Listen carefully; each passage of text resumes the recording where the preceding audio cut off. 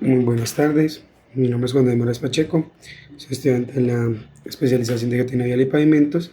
Vamos a hablar sobre los esfuerzos de formaciones, flujos y ensayos de laboratorio, en un análisis integral de los ensayos de consolidación unidimensional y sus aplicaciones en la ingeniería de geotecnia moderna.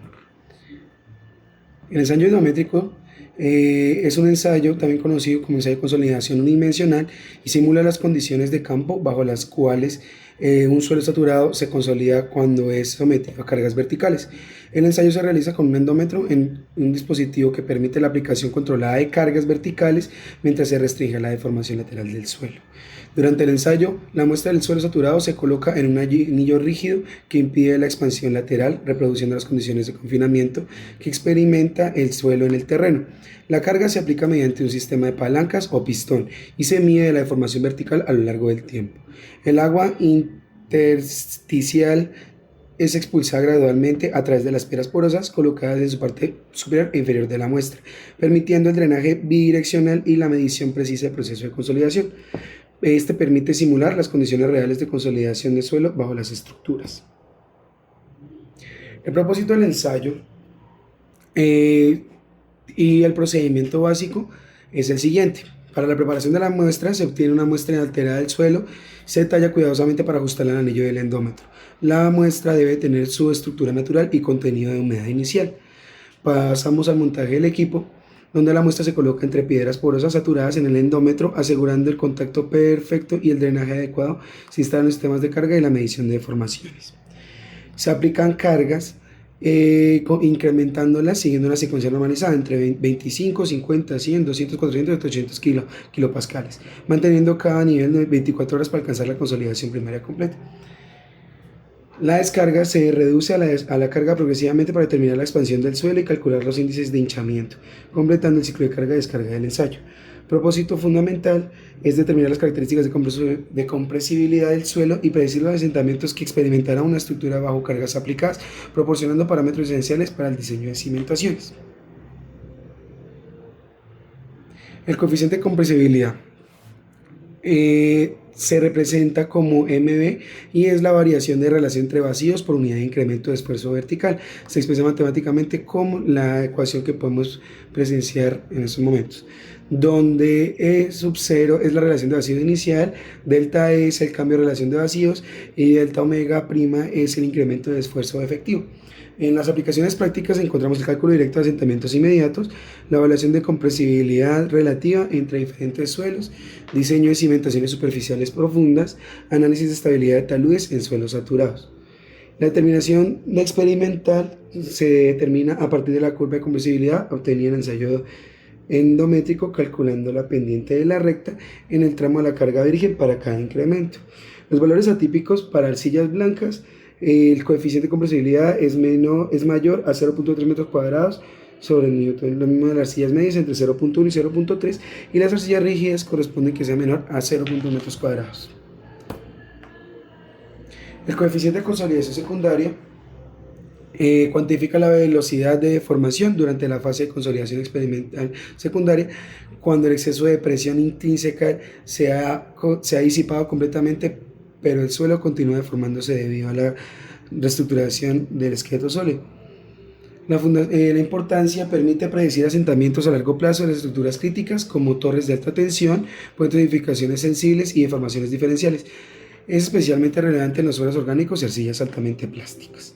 Y la determinación práctica se obtiene de la porción lineal de la curva de formación logaritmo del tiempo a través de completarse la consolidación primaria. Se requieren ensayos de larga duración, varios días, para obtener valores confiables. Los valores típicos del coeficiente de consolidación secundaria oscilan entre 0.005 para arcillas orgánicas y hasta 0.06 o más para suelos orgánicos, siendo un parámetro crucial en el diseño de estructuras que requieren estabilidad dimensional a largo plazo. La relación de consolidación OCR se determina, es un parámetro fundamental que indica el estado tensional histórico en el suelo y se define como omega prima P sobre omega prima sobre B sub 0, donde omega prima P es la presión de consolidación, es la máxima expresión efectiva que ha experimentado el suelo de su historia, y omega delta V sub 0 es la presión efectiva vertical actual. Según su clasificación, el OCR igual a 1 es un suelo mayormente consolidado, el OCR mayor a 1 es un suelo sobreconsolidado y un OCR menor a 1 suelo subconsolidado, raro en condiciones naturales.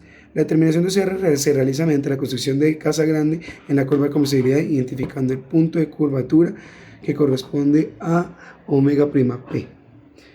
Entre 1 y 2, el OCR típico, arcillas glaciales sobreconsolidadas, y un OCR alto que corresponde de 4 a 8, un suelo destacado en erosión significativa.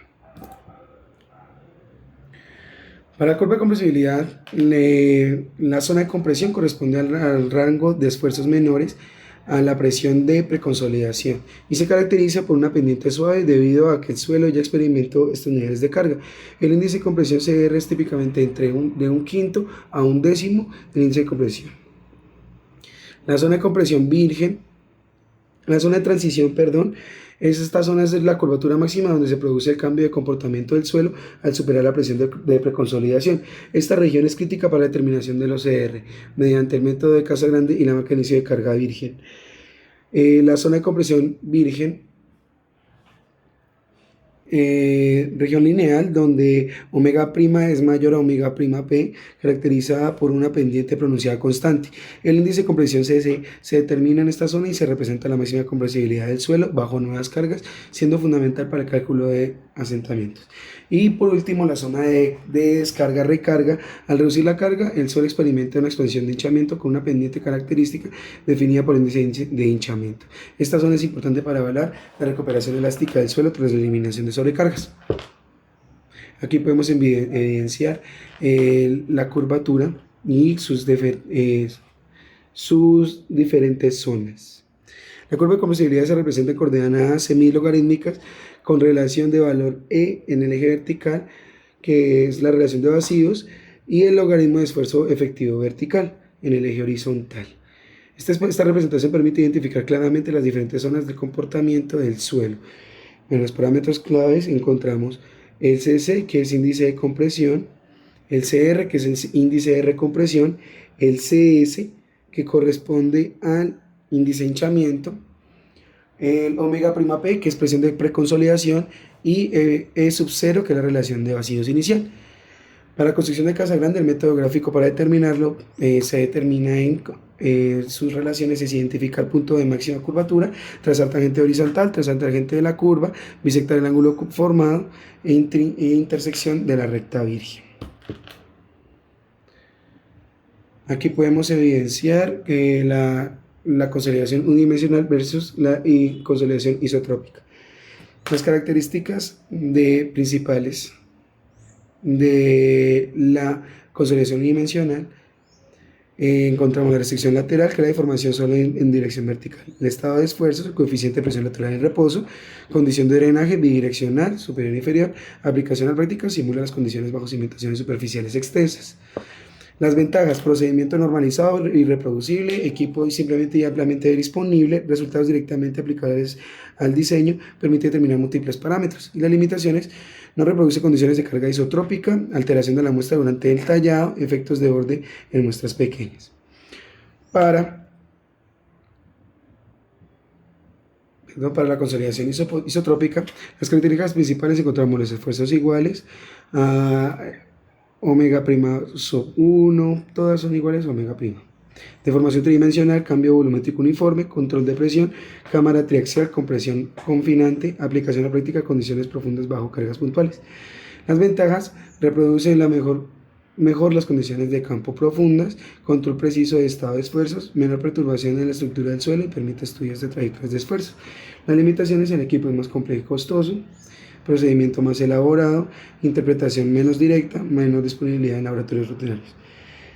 La consolidación unidimensional es preferible para cimentaciones superficiales de terraplenes, mientras que la isotrópica es más adecuada para análisis de cimentaciones profundas y estudios de investigación avanzada. Para las aplicaciones y las prácticas encontramos en primeras el diseño estructural, la predicción de asentamientos, caracterización de geotecnia y fundamentos de ensayo endométrico.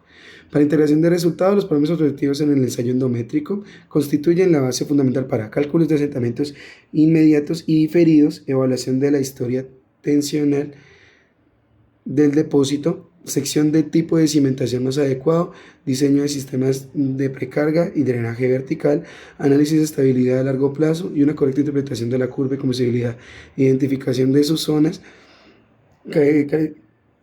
características, permite optimizar el diseño geotécnico, reduciendo costos, mejorando la seguridad estructural. Gracias.